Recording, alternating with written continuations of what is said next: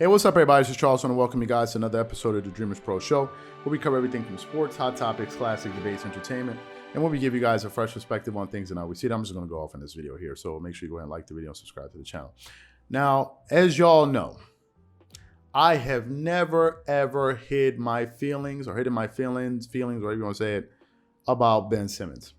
I never have. I think Ben Simmons is a perfect example of what happens when you baby and coddle young men. This is what you get.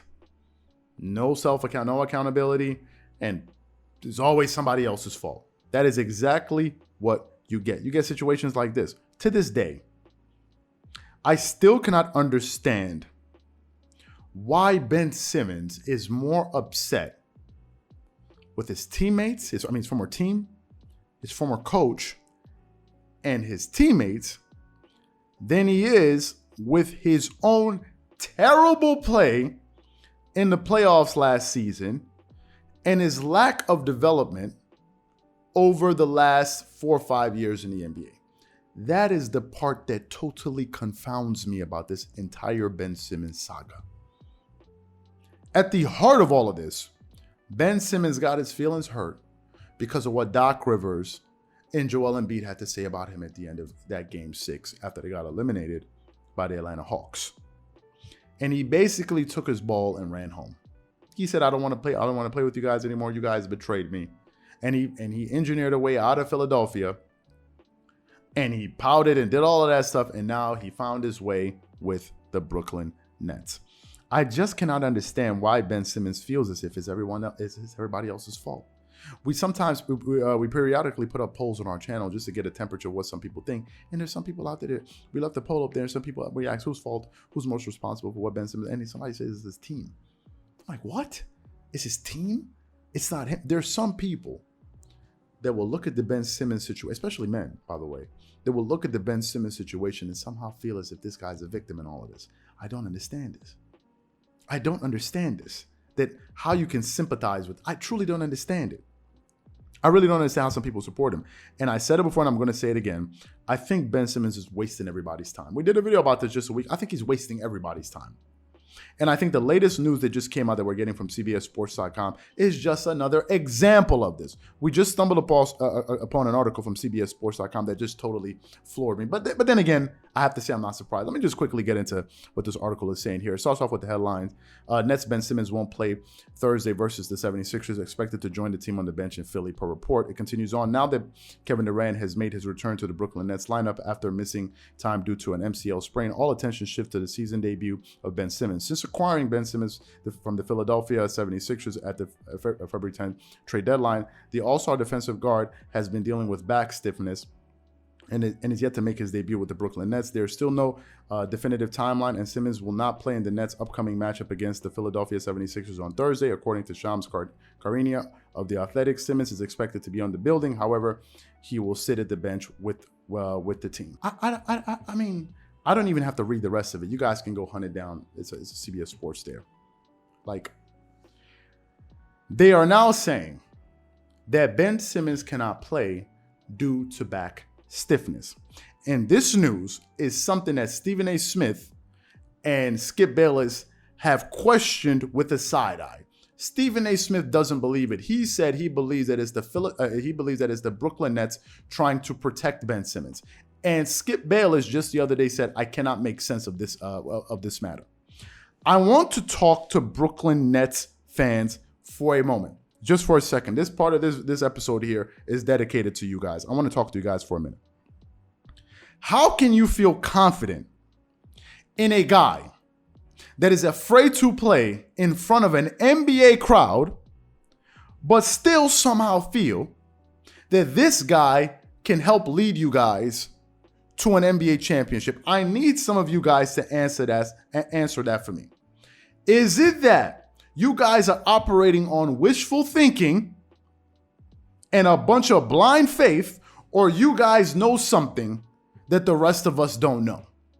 Seriously. Basketball, as y'all know, for any of you guys who watch basketball or play basketball, there's not just a physical aspect, there's also a mental aspect. And to some extent, that is exactly what life is about. A lot of life is not just about your actions, it's also about the way you think about life, the way you process issues, your strategy, all of these different things, right? It's not just one physical game.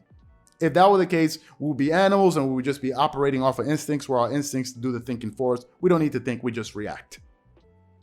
But at some level of basketball, you have to be able to think and handle your emotions. There's a mental aspect to it. Hence the reason why they call it crunch time, why some players perform poorly, when the game is on the line. So many different things. And you can see how some people respond to coaching. There's a mental aspect to all of this. And I am totally confounded when the Brooklyn Nets fans were celebrating when they acquired Ben Simmons. I was sitting there looking at you guys and I'm like, what are y'all celebrating about? What is the big celebration about? Where's all of this excitement coming from? You're acquiring a guy that totally crumbled under the pressure last season in Game 6 in the NBA play. Did y'all look at Ben Simmons' stats? Did y'all know that there were consecutive games when Ben Simmons was scoring single digits in those playoff games?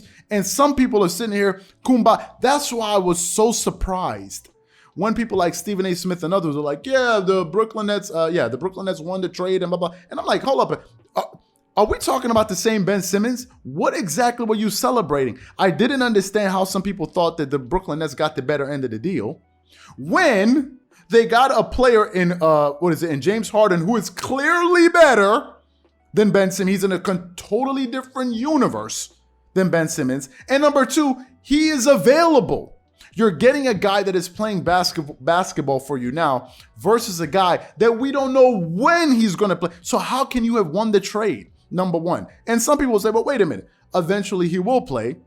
And we will get him on the court, and we will be able to feast, and we will be able to, to get the benefit off of his defense. Fine. But what you saw last year in the playoffs, what makes you think any of that is going to change? Number one. Number two, Ben Simmons hasn't developed his entire NBA career, and in fact, last year his numbers regressed. So what evidence do you have that this guy is going to be able to somehow come and play with the Brooklyn Nets and somehow step up and play better than he was in the past? What evidence do you have of this? To me, I think this entire Ben Simmons situation is a total joke, number one. Number two, Ben Simmons is going to cost a lot of future NBA players some money. He is going to cost a lot of players because the next CBA negotiations is going to be bloody. Stephen A. Smith already said it. We did a video about that 2 weeks ago. Oh, it's going to be something to behold, to use his words. It's going to be something to behold because trust me, those owners were paying attention to this Ben Simmons situation. Trust me, they were. And to the Ben Simmons supporters, bravo to you guys, man. You guys are the real winners. This is just a latest example of what critical thinking and a clinic on bad decision making gets you. You guys are the winners in this. You guys that support Ben Simmons for, you got the bag and all of this stuff. You guys are the real winners. Let me know what you won, by the way. Let me know what you won. For those guys babying Ben Simmons and coddling him, those men that are doing that, congratulations to you. If it wasn't for you, Ben Simmons wouldn't feel as if he had a support system. For those of you guys that can actually sit down and try to make sense of the fact that this guy won't suit up and play, the power goes to you. Whatever you guys think, please leave your thoughts and comments in the comment section below. To me, I think the entire thing is a joke. Whatever you guys think, leave it in the comment section. We catch you guys on the next episode. Peace.